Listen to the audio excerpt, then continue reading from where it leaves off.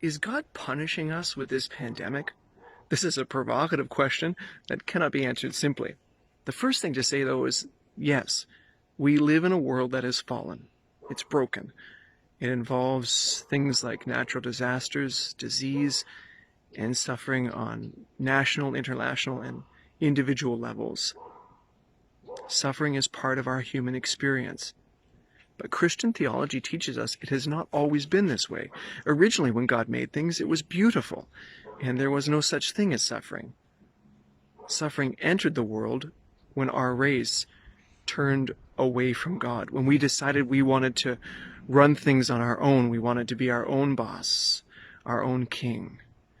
And that original sin, as it's called, tainted all of humanity and the entire world.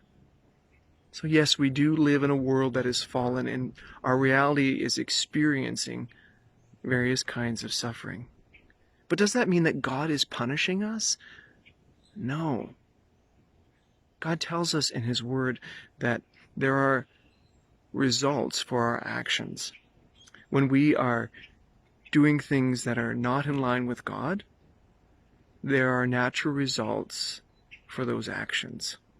God does not need to add additional punishment on top of these natural results. Is God gone?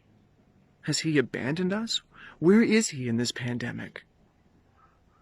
When we think about suffering and God, we need look only to His Son, Jesus, the Son of God, divine and human, who came to this world to suffer with us, who went to the cross to suffer on our behalf, who took the sins of the whole world upon His shoulders for you and I.